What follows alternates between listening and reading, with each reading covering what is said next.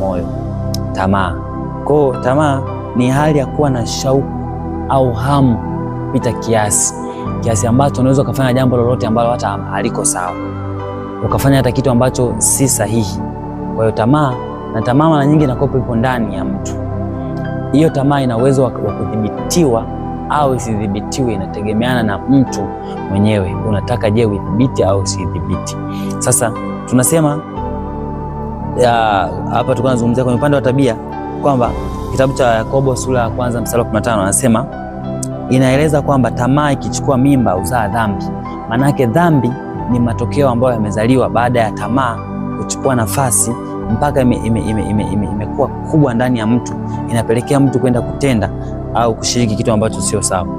Sasa leo moja kwa moja kwenye upande wa uraibu na issue za tamaa ambazo tunajifunza na tabia ambazo nimezizungumza, tutazungumzia baadhi ya vitu ambavyo aina fulani za uraibu.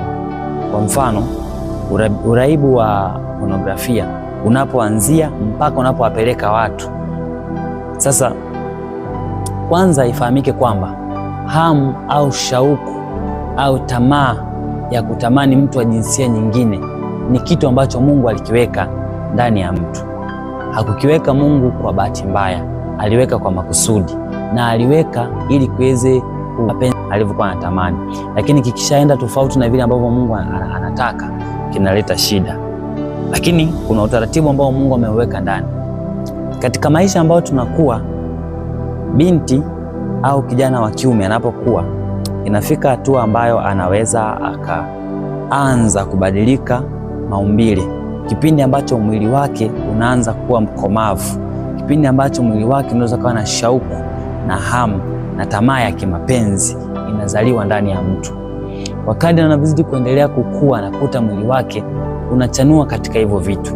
Sasa amekutana na watu wa aina gani katikati ya kukua kwake, itaamua maisha yake mbele yakae vipi, itaamua huyu mtu aweze kubehave vipi katika zile hali anazokutana nazo ndani ya mwili wake.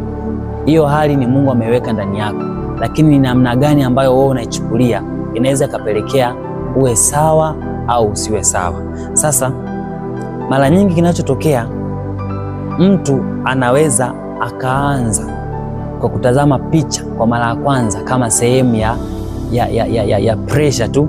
Pressure, anatamani afurahi kwamba kuna kitu anasema labda nataka nijifunze, au kuna kitu labda, yani furaha, anajisikia furaha kutazama picha za utupu na video za utupu. Ile kwa mara ya kwanza anapokuwa anaanza